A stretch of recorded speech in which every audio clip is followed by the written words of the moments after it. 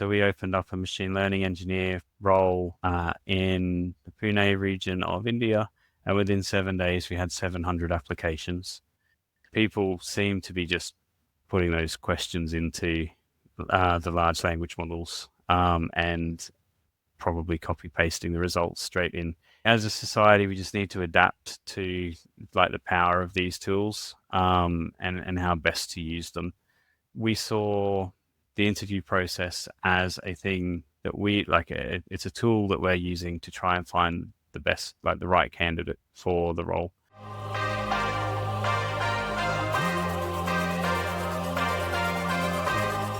Stuart, welcome to the Objective Hiring Podcast. Thank you so much for joining us. No worries. Thanks for having me, Tim. It's our absolute pleasure. And what I'd love to kick off with is just a bit of a lay of the land from your perspective in terms of data hiring. Like, what are the main trends you're seeing? What are the main challenges you're seeing, especially given you have a lens across like different geographical markets? Yeah, so it'd probably help if I introduce sort of what Peak does and the sort of data roles that we hire for. So we're a SaaS product company, but we sell AI applications, and data is obviously central to anything to do with AI. So we have a very large sort of data team, which is a mix of data scientists, data engineers, data analysts, machine learning engineers. So probably like stretching the definition of data roles here. And together, these people in these roles build our applications, deploy our applications, and provide services for our customers. So we have probably today's probably 50 to 55 people in like a data role. But by far the majority of them are in what I would say is more of a like externally impactful sort of role within Peak, either adding directly to our product or helping our customers by providing them sort of data science or data analytics services. Yeah, and what about, let's say, just in terms of, I don't know, the biggest challenges at the moment? So I'll give you an example. One thing I've heard quite a lot recently from people, particularly in North America, is they're just getting inundated with applications. And they're talking about a lot of maybe ChatGPT optimized CVs. A lot of CVs tend to look similar to one another. Like, are these sorts of things that you're seeing, and is what you're seeing different by market? Because I know you hire in a few different geographical markets. There's a lot of applications out at the moment. We have roles open in the UK and in India at the moment, and both of them get flooded with applications straight away. So we opened up a machine learning engineer role in the Pune region of India, and within 7 days we had 700 applications. And we're seeing similar, a grad scheme that we've opened up, which also has sort of data roles in it. In India has already over 1,000 applications, and that was in under a week. In the UK, it's not quite as much, but it's still like much too many to easily process. What we've found in the UK actually is, like you say, a heavy use of generative AI, large language models as part of the like application. It's making it very hard to tell the difference between applications, really.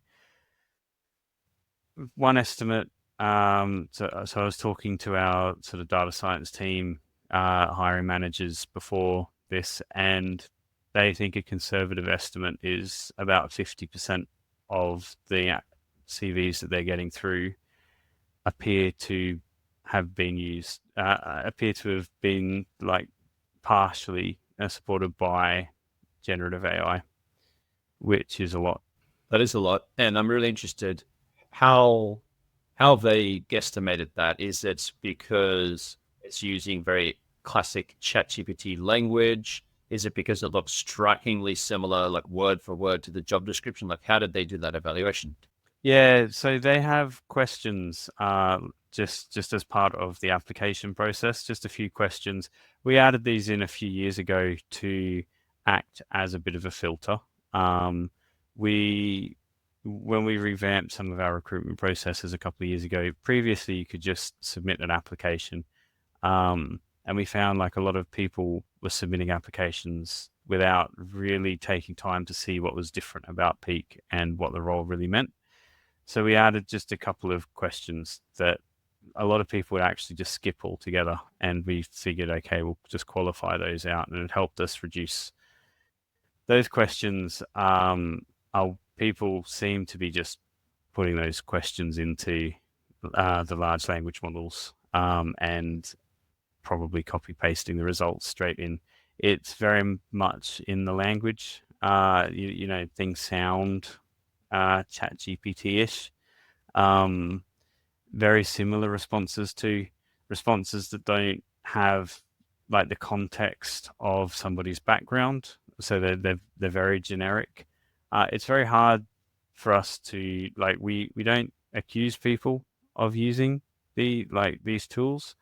It's entirely possible that they're just natural responses that these people have come with, but it makes it very hard to differentiate. If you have hundreds of applications, you can't realistically interview all of those people. You need to make a short list somehow. And if you have 100 people that sound exactly the same, then there's not going to be much space to put them on the short list. And I'm interested in the perception also of yourself and the hiring managers of candidates using AI, in this case, I guess ChatGPT, for answering those questions. Do you look upon that dimly? Do you feel like that's fair game? Are there bits of the process where you think it's good candidates should use ChatGPT? Other parts where you feel like you rather they wouldn't? What are your general views on it at the moment? I think like working in an AI company, I think I have to be supportive of people using AI wherever they can. Be a little bit hypocritical if I'm not. I think as a society, we just need to adapt to like the power of these tools and how best to use them. So, people just copy pasting these responses in, it completely undermines what we're trying to do from a recruitment perspective, which is to understand like who the best candidate is. And it's undermining their chances as well. I think we'll probably reach some maturity as like both sides of this equation sort of adjust to the tools. Be interesting to see what the recruitment process looks like to handle that. Um, Yeah, it's really interesting to see where this goes. From my end, I was hiring not that long ago for some salespeople. And as part of our application and testing process, we had some open ended questions, maybe not dissimilar to some that you had. Ours were quite specific. One I remember we had was, oh, imagine you got hired into this role and it's your first day at Alooba. What are the three things you would like from us to give you the best chance of being successful in your role? And I was a little bit amazed initially when I saw that, yeah, the majority of candidates just copied and pasted something from ChatGPT for that, because that was a question where I cared about that specific person's actual opinion and answer. Like, I don't give a shit what an LLM thinks about this. I'm not hiring the LLM. I want to hire you. And so I found it strange they would give me that for something that's just their opinion. It's like if I ask them, how's your day going? And they ask ChatGPT to answer that. I care about you.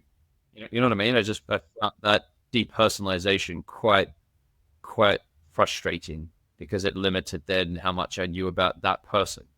Um, that said, someone did point out to me when I said this to them, like, well, yeah, but the candidate might have thought that really that was part of the evaluation process and there was a right or wrong answer to that question, even though I just literally wanted to know what their thoughts were. So maybe if we put it into a different bit of the process, maybe we might have gotten more honest answers from them, perhaps. But you just told me then that you've got these application questions and they are whacking them into ChatGPT too. I mean, it's even worse. Because we are located across different countries. A lot of our interviews, at least at some stage, are over computer, and we suspect people in the first stage of our interviews. Some candidates use ChatGPT to answer questions on calls with us, but like you ask them a question, they pause, and then they say something that sounds very ChatGPT-ish while their like eyes are scanning the screen. It's tough. I think the recruitment process from the employer's perspective, you want to get the best person, and you're not so interested in like the competition aspect from the candidate side, because you just want somebody who can do the job well enough and fit into the team and all of this. From the candidate's perspective, they see it like as a competition. There's only so many open roles, hundreds of people have applied. They want to beat those people. And so they want to, like, I think it's natural to want to use the tools available to increase your chance of success.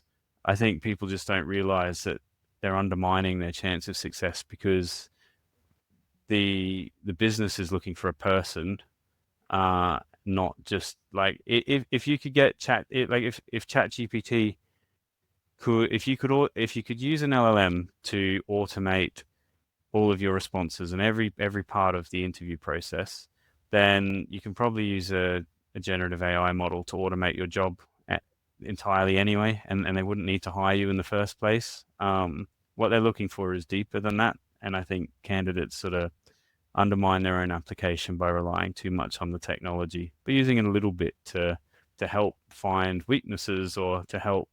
You can use LLMs to brainstorm, right? You can use an LLM as a interview training partner. If you don't have someone you can practice your interviews with, you can ask an LLM to interview you and give you feedback on that. So I think there's lots of ways you can use these tools productively.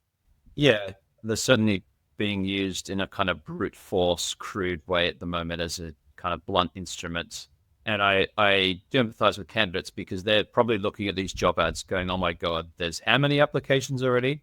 So whatever I was doing before, I'm now going to have to 10x that because there's so many other applicants already, which then creates this vicious cycle where you're just getting more and more spammy level kind of applications of candidates who have applied on a whim, sometimes maybe even automatically through some of these tools. And it's, yeah, some kind of weird race to the bottom where it feels like that inbound channel is a little bit broken at the moment, especially the screening stages. Um, how would you receive a poignant, personalized bit of outreach from a candidate who was relevant to you? So let's say you had an open role, you're the hiring manager or the hiring managers in your team, and someone sent you their CV through email, personalized, obviously non-AI generated message, couple of dot points, and they were a good fit. How would you perceive that? Would that be helping you? Would that be hindering you? Is this like an avenue that maybe candidates should consider? It's tough to answer that because if I say that I think it would be helpful, then I'm worried I'm going to get 1,000 emails tomorrow from people applying for these roles. And at which point it would stop being helpful because I wouldn't be able to actually like read that many. Um, it yeah, I don't have a good opinion on how to best differentiate at the moment. Well, I'll reframe slightly and make a suggestion then in general, nothing to do with you or your roles, that I feel like that is a weirdly under busy, under tapped channel at the moment for candidates. Like I get incessantly spammed through sales of various software products. But if I think of the last 4 or 5 years when we've been hiring various roles for ourselves, for other companies, I probably almost never gotten a personalized, poignant, specific message of a relevant candidate who is trying to get a foot in the door somehow. I've gotten very generic LinkedIn connection messages written in dubious level of English with a generic CV for a job I'm not even hiring for. So I've got spam basically, but I haven't gotten a nice personalized bit of outreach. And what I've noticed recently also in our sales approach is because so many companies are using LLMs to do their outreach, mass email campaigns like a spray and pray method, the polar opposite actually seems to work well, which is hyper personalized, obviously not AI generated, obviously written by a human, because that has at least a chance of cut through in a channel that's so busy. And I feel like at the moment for candidates, that channel probably isn't busy, but I wonder if it will be because they're all going to face the same mess going through the jobs boards through the front door that maybe they need to go through the back door. Here's another way of putting it. Imagine you were going for a role in 6 months yourself. How would you approach the job hunt, knowing what you know from the hiring manager side now? I would definitely want to be able to leverage my network. If it's just a cold application, I think, as you say, you see it on LinkedIn. There's already hundreds of applications for this. Why would I even be seen at this point? So I would want to use my network, and if I don't have, like, if there's a role that I'm interested in and my network doesn't really extend into that organization, I'd be looking to try and find connections and a way to understand. And it helps me too, right? The more I can understand about an organization before applying for a job there, the better I understand if it's something that I would be able to bring value to, and how well I would fit. There's probably another good use case of an LLM actually, is just, hey, like I'm thinking of going for this role, this company. Can you give me some more insights about them? Here's the kinds of things I'm interested in. Here's the kind of organization I like to work for. How well do you think I might match them? But that could be a use case. I know someone mentioned yesterday that they were using a large language model, not for interview prep, like you mentioned, but for here's the LinkedIn profile of who my interviewer is. Tell me what you think they're going to ask about me based on my LinkedIn profile or based on my CV and this job. So almost trying to guess what the interview questions might be and what might resonate with that specific interviewer. I wonder how accurate those predictions are. I guess you've only got a LinkedIn profile to go off, but could be another interesting use case. Yeah, I think this space is going to evolve. There's a lot of room for evolution. These technologies, they're still, so new relative to how fast we're used to these things progressing, and they're evolving very quickly as well. So I think it's, yeah, just, all the way from how you can better prep for interviews to how we're going to better manage candidates, sort of essentially automating every part of the application process and understanding the differences there. I think the recruitment industry is going to see some changes over the next few years. I think so. And I'm really excited, to be honest, because I feel like recruitment's still pretty similar to what it was 10, 20 years ago. It's still a job ad, a manual CV screen, some interviews, some tests, an offer. Oh my God, surely we can do better than that. And I think at the moment, the gap is now not the technology, it's just the application layer waiting to catch up to build out some of these tools to leverage the large language models that we now already have, which I think are good enough to solve lots of these endemic issues, the application screening, um, interview, summarization, and feedback. I think it's a no-brainer, especially if you're in an organization that can't manage to give feedback to candidates. Like, why not have an AI listening to that conversation, summarizing it, potentially scoring candidates so long questions, but at least summarizing and giving some feedback to the candidate. That's already possible. I mean, there's tools that do meetings pretty accurately. So yeah, I just can't wait to see what happens in the next 18 months. Is there any bit of the hiring process in particular that you think is ripe for AI, for a large language model to improve in particular? I think AI in general, it'll be interesting to see how AI scoring will be adopted. It's a controversial area, and it was the big like furore around like Amazon. I think it's probably 8 years or something ago now. How they were using machine learning models to score candidates, and then they stopped using the models because they found all of this bias in the models, um, which I thought actually was a backwards approach to solving the problem, because the models were just like predicting who the best candidates are based on the bias that was already existing in Amazon's processes. Retiring the model doesn't make the bias go away. It's just like, turning the lights off so you don't need to see it anymore. If anything, the model, this comes up a bit, like our machine, like how worried should we be about machine learning models introducing bias into processes? And we should be worried, but they're an amazing tool for revealing the biases that are in processes that we can't measure easily today. Nobody thinks that they're biased, and it's only when you have a look at like a lot of data over a lot of the exact same sort of data set that you would use to train a machine learning model that you can see those sort of systemic biases revealed. But it's interesting to me that whilst that was sort of very frowned upon, and everyone says that that's wrong, um,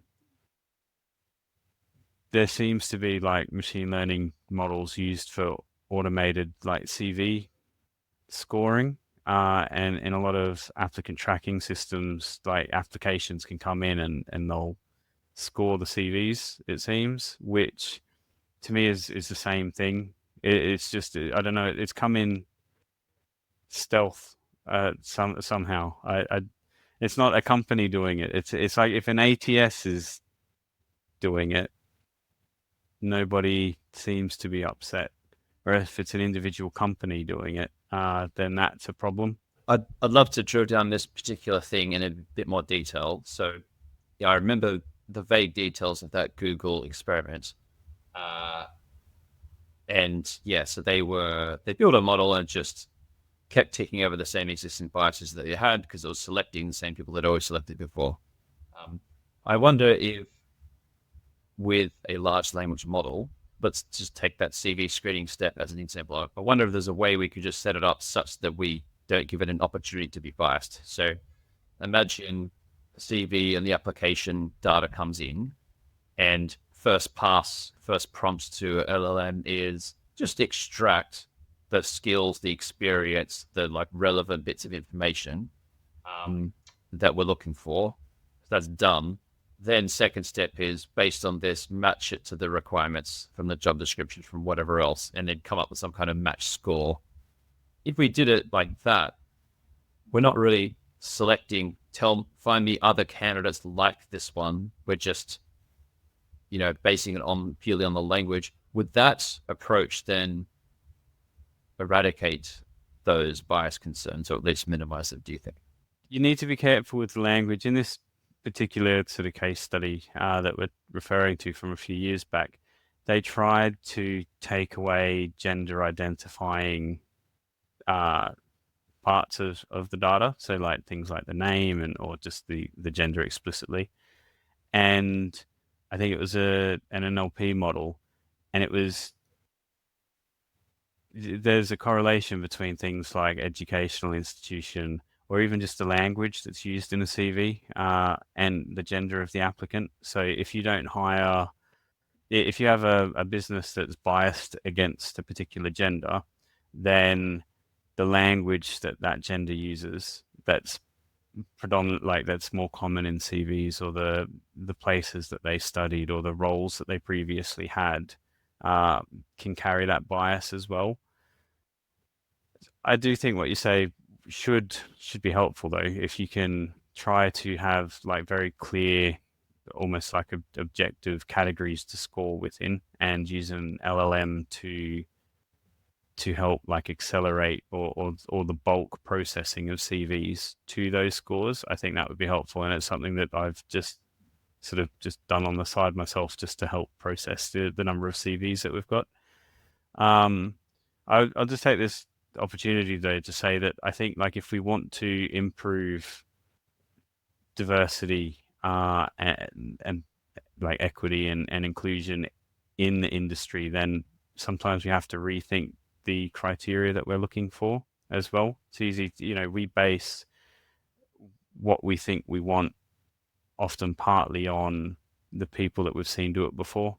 Whereas if we have a bit more of like an open mind around what sort of skills would actually be successful in the business or help us get to where we want to go, or if we're a bit, sometimes someone says they want someone experienced, they need at least 6 months experience or a year experience or something like that.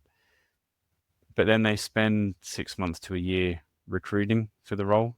Whereas if they just got someone like really talented that was like a grad or new to the industry, and spent that time developing them, then they could have somebody that's even better perhaps than what they would have found after they waited that long to make that hire.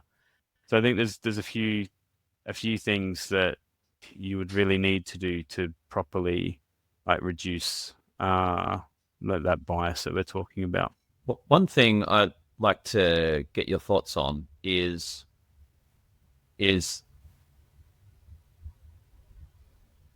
that, like, so we're both data people and we're viewing hiring through a data lens at some level, and we're seeing a lot of opportunity with things like large language models to make hiring less biased and to highlight the existing biases like you've just mentioned.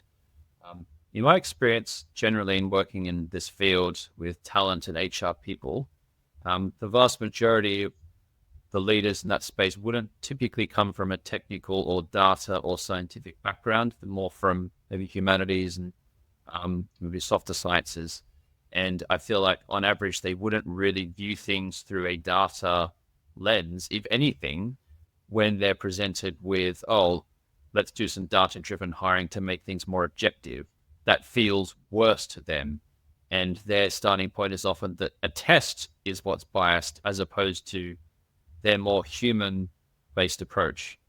And so I feel like, talking about AI-based hiring would engender more fears in them that we're going to make things worse, even though I feel like the current situation is so bad, we can't make it any worse.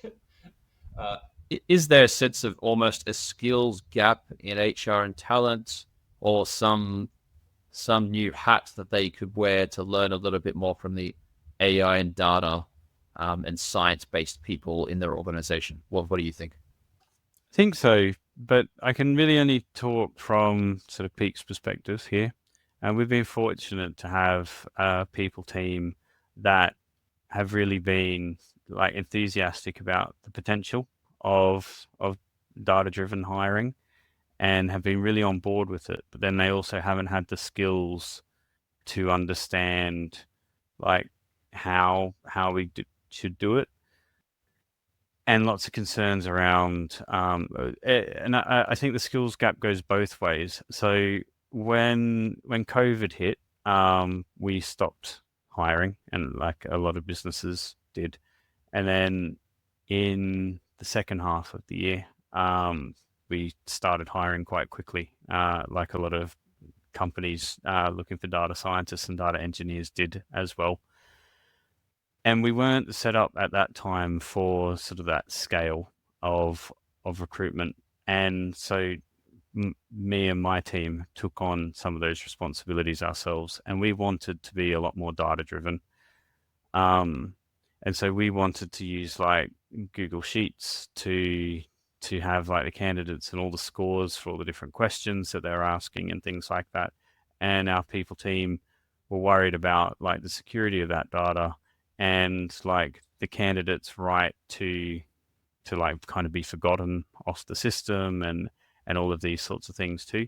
So I think the learning for us was both ways. They were supporters, but they had lots of fears around like the legal and ethical side of things, which were things that we didn't actually know much about at first. So it took us sort of some time to reach a way of working that sort of both sides were comfortable with.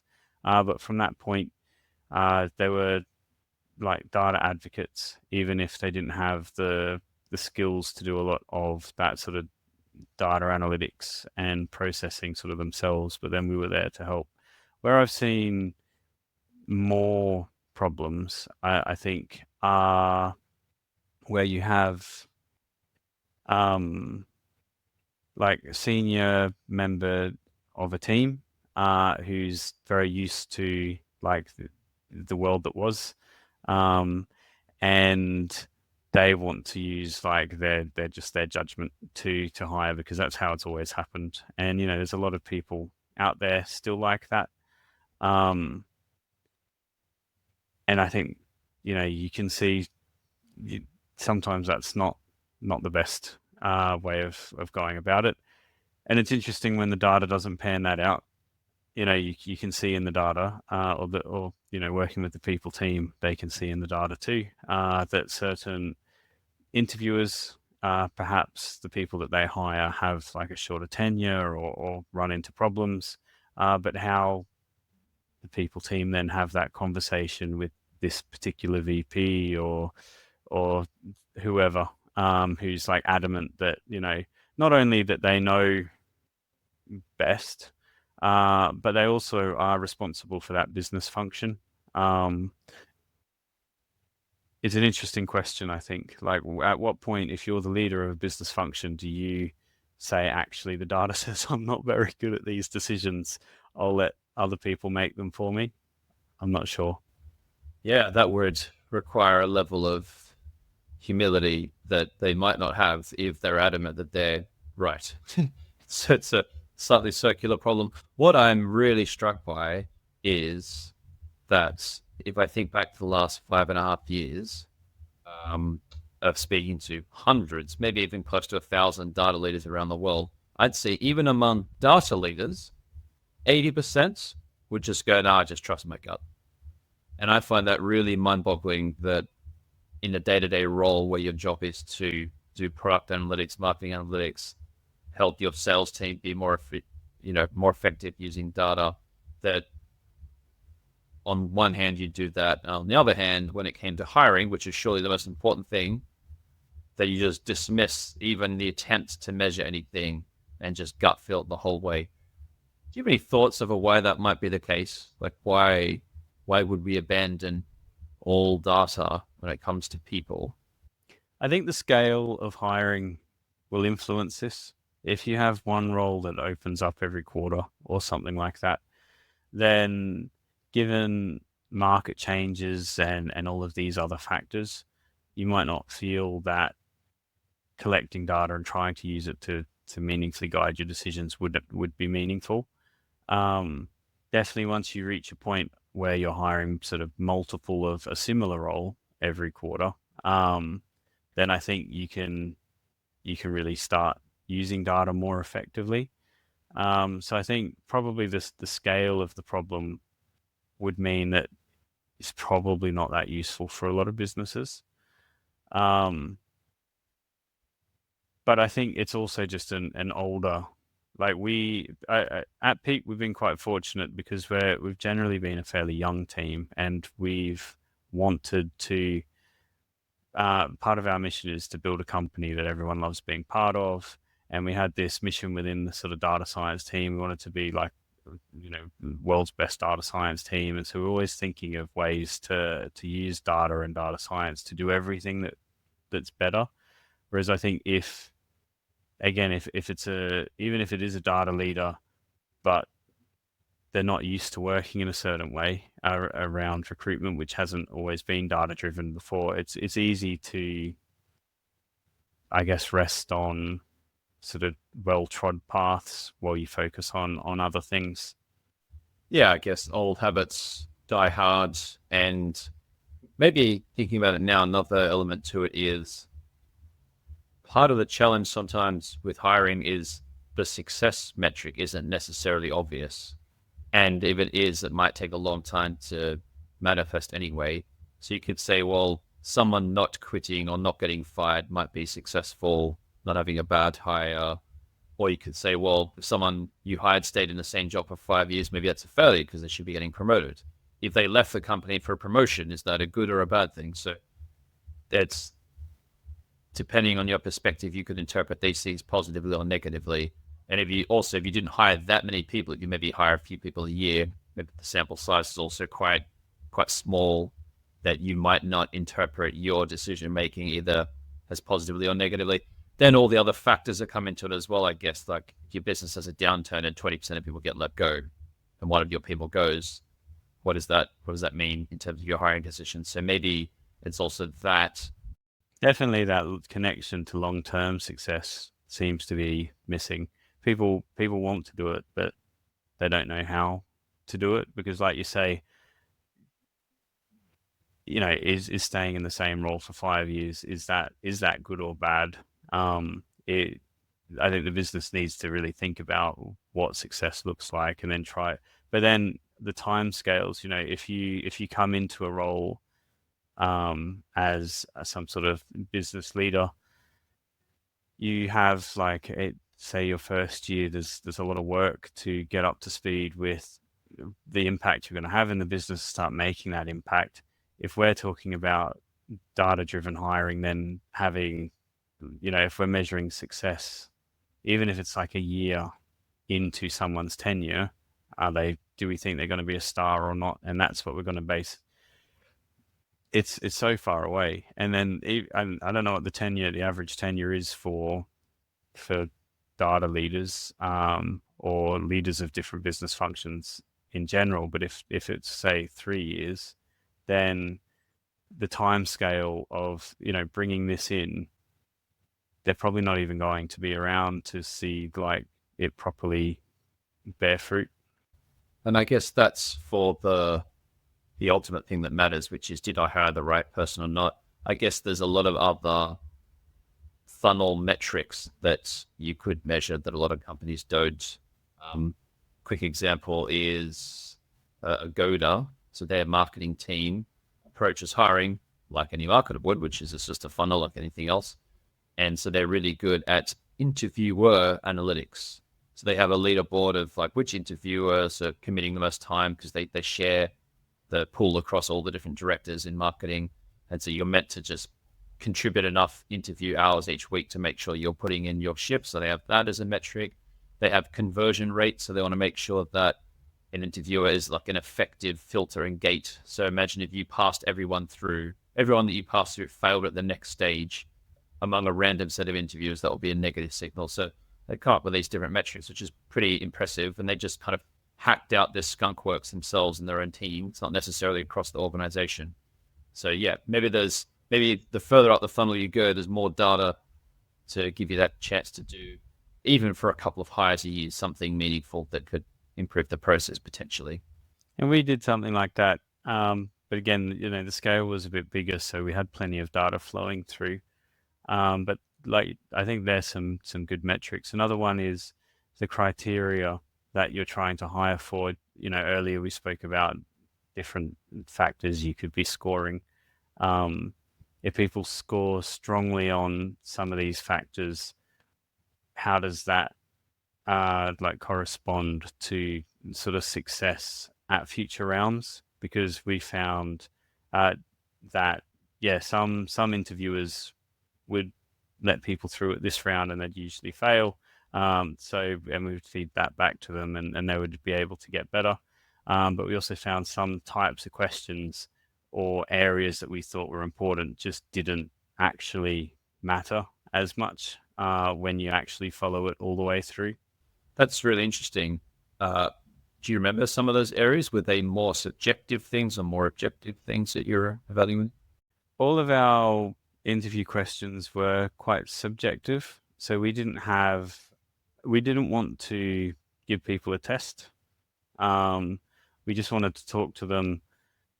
But we had areas like, depending on the role, it maybe if it's data science role, there's like their maths and stats skills and their sort of software engineering skills and these sorts of things. And we would ask unstructured questions until all the interviewers felt comfortable giving a score for each of those things. So the reason we did it this way was because like we saw the interview process as a thing that we like. It's a tool that we're using to try and find the best, like the right candidate for the role, and asking like the same interview question to all of the candidates to try and keep it fair isn't necessarily fair, because there could be bias in the question, or people could have prepared for that specific question while someone else prepared for a different question. So I don't think it gives a great like it's not the level playing field that it might appear to be, and it also doesn't necessarily give you the information you need to be confident in how you're assessing someone. So we just had these categories, and let the interviewers ask whatever questions they had to get to like a confident answer. And so you have this interview approach where, yeah, you're trying to just get a hand, each of the interviewers are trying to get a handle that they're comfortable that this person has skills in a particular area, and to determine that they can ask basically whatever they want. Did that not introduce difficulties in comparing performance because each candidate got asked different things and the interview would have meandered in very different directions without having that structured set of questions? So the scoring that we would use to sort of grade candidates would be based on like our internal grade framework. So if I go back to software engineering skills of a particular data scientist, would they be like an A1, like based on how they've answered these questions, would they be an A1 grade data scientist in that like line of the required skills, or would they be B grade, or would they be C grade? And it meant that direct comparison of specific skills, I think, was probably easier, because the goal was to come away with an understanding of where they would fit on our development framework, and you would hope that then, if the interviewers are doing a good job, someone who gets a higher score would be better. But they were able to ask whatever questions they needed to be able to determine what that level is. That's a really interesting way of doing it then. So you have already very clear understanding of the leveling of the roles, and you're just fitting them to those levels by asking them questions to evaluate things. I guess probably the gap for companies in trying to do that is they might not have that framework built out in enough detail to begin with. But then that's a plus one for doing that and thinking about that. That's certainly something that it took us a while to introduce. Like our first round of hiring engineers was hit and miss. And then part of the changes we did was thinking in real detail about the values of our business and what we were trying to hire for, but then also coming up with this very clear framework of what we did, like engineer, senior engineer, lead engineer, and all the different skills and values we expected to have. So then, yeah, that made it a lot easier to understand what we were looking for. We still kept a structured interview, but thinking about it now, the way you guys have laid it out would also be interesting to try. Sure. Yeah, I think I've been thinking about this space a little bit lately, and I've started to think that the values of a business, the development framework, and the recruitment side of a business should all be very strongly linked. I mean, it sounds obvious when you say it, but what you're looking for when you're recruiting could almost come from, so like, for example, every time we want to create a new role to recruit for, we have to fill out like this job description for it, and we have to write like what are the skills we're looking for, and this sort of thing. If the role already exists within the business, all of those skills should already be defined, and they should be what the people in the current job understand they need, like what level those skills need to be. It should already be well understood for the different grades. So I think you should be able to probably create job descriptions and the specific skills that are on it, and the criteria around assessing candidates very quickly based on like your internal development frameworks. And if you don't have that sort of development framework internally, then people are going to, like, internally, they're not going to know what great looks like for their roles anyway. So how are you going to hire great people to fill that role? Right. So the starting point should be developing those frameworks, and then an output of that is the job description, rather than starting with a job description in a sense. I think you know, you don't want to get too hung up on it. You can't say, well, we need people, but we can't start recruiting until we build out these development frameworks. And I think the size of the business matters too. If you're a small business, you probably want something that's a bit more light touch than a business that's a bit big. Stuart, it's been great chatting to you this evening. It's been really insightful hearing all your thoughts on hiring, and thank you so much for sharing them with the audience. Thanks for having me, Tim. It's been a good chat.